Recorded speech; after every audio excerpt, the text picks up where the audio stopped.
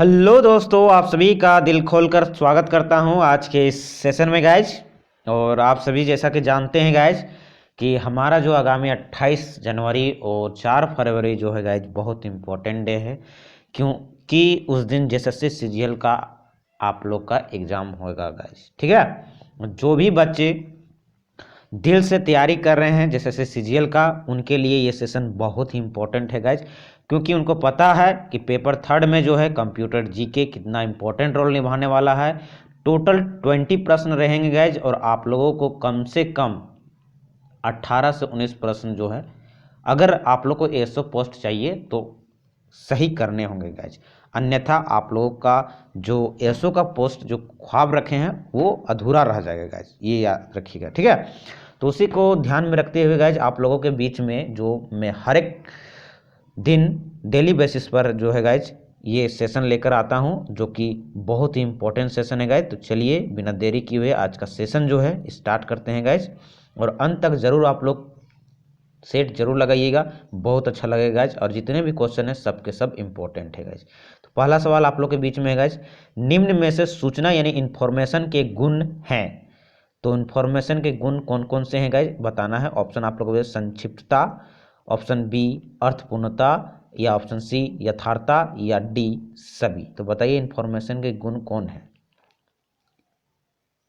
बिल्कुल correct answer जो है गाइज मिला लीजिएगा, option D is the correct answer हो गए। इंफॉर्मेशन के जो गुण है यानी क्वालिटी वो सभी हैं, यानी संक्षिप्तता भी है, अर्थपूर्णता भी है और यथार्थता भी है। ठीक है, चलिए अगला क्वेश्चन है, क्वेश्चन नंबर 92 है डेजी व्हील प्रिंटर का प्रकार है। डेजी व्हील प्रिंटर का प्रकार आप लोग को बताना है। Option A laser, option B dot matrix, या ऑप्शन सी मैनुअल, या ऑप्शन डी इम्पैक्ट। तो डेजी व्हील प्रिंटर का प्रकार बताइए।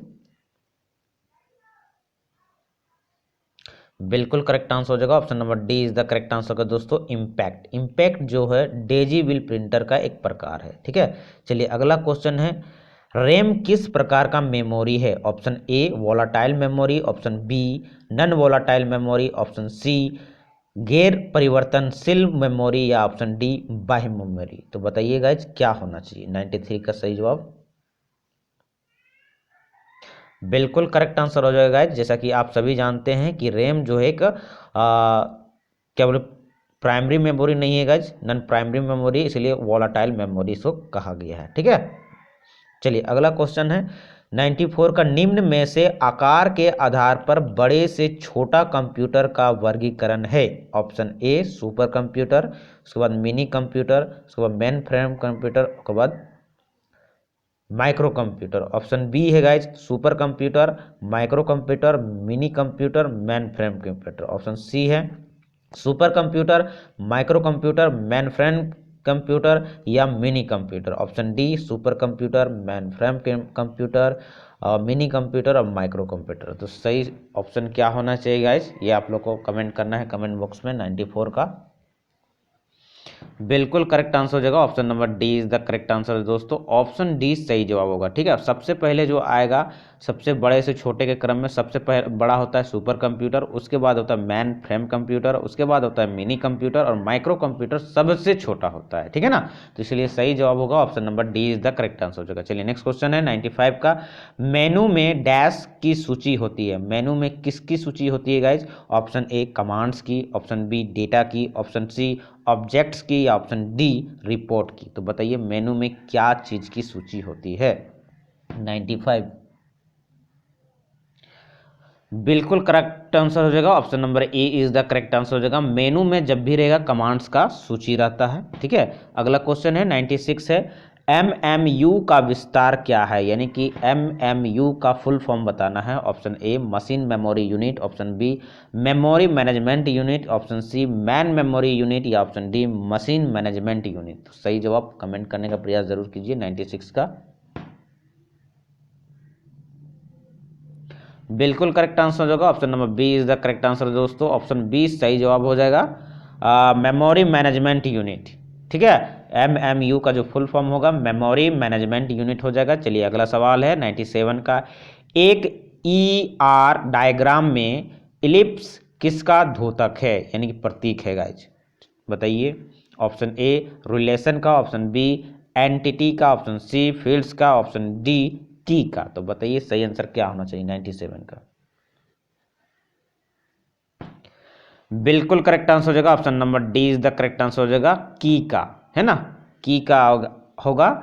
एक ई आर डायग्राम में जो इलिप्स जो होता है वो किसका प्रतीक होता है, एक की का होता है। चलिए अगला सवाल है 98 का।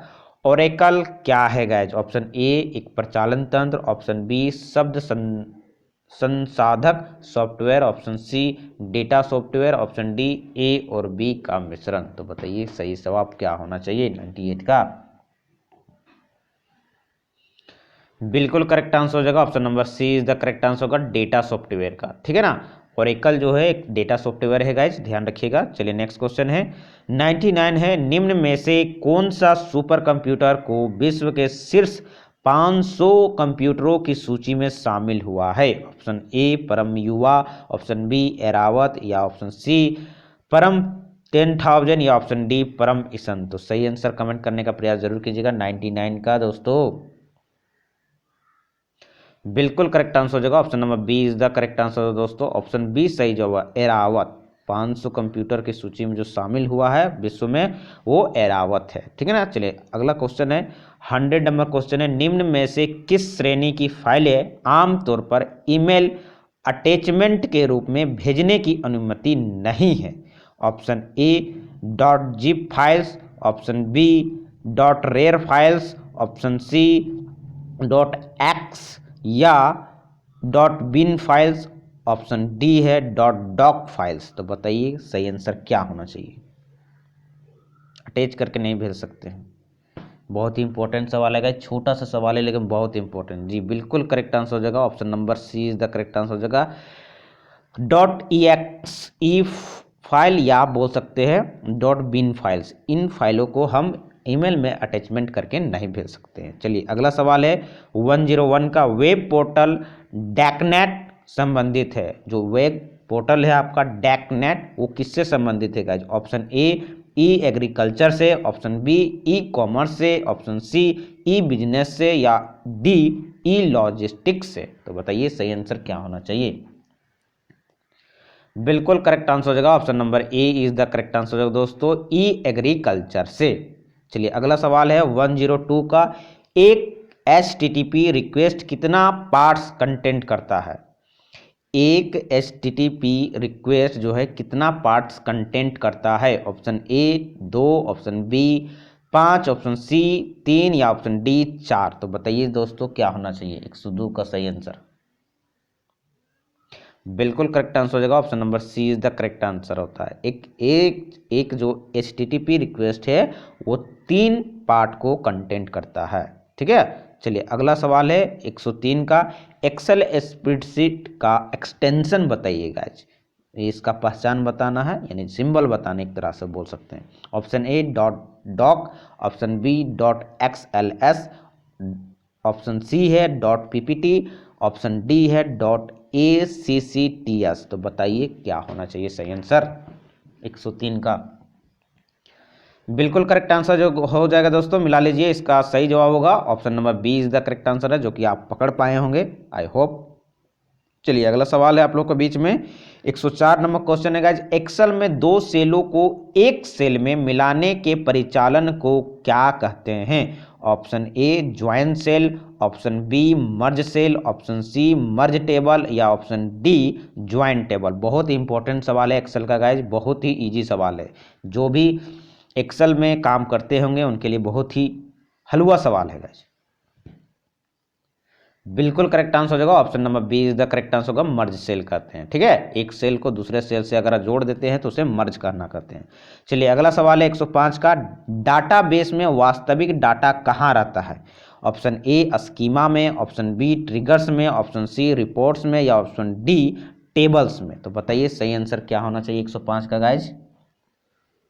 बिल्कुल करेक्ट आंसर होगा option number D is the correct answer होगा, टेबल्स में रहता है। ठीक है ना। चलिए अगला सवाल है 106 का, साइबर आक्रमण तथा आंकड़ों की चोरी के डर से बचने हेतु centre for development of advance computing ने एक नए सॉफ्टवेयर का विकास किया है, जिसे क्या कहते हैं गाइज? ऑप्शन ए नयन, ऑप्शन बी अवरोध, या ऑप्शन सी त्रिकाल, या ऑप्शन डी इनमें से कोई नहीं।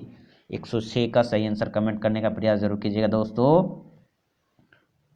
बिल्कुल करेक्ट आंसर हो जाएगा ऑप्शन नंबर ए, नयन बोलते हैं। ठीक है, नयन जो है आंख का एक पर्यायवाची शब्द है गाइज। ठीक है, यानी इंग्लिश में बोलते हैं सिनोनिम्स।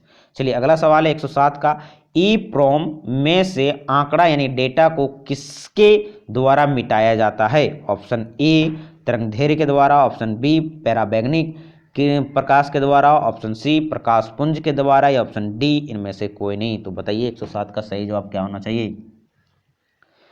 बिल्कुल करेक्ट आंसर हो जाएगा option number B is the correct answer होगा, पैराबैंगनी प्रकाश के द्वारा।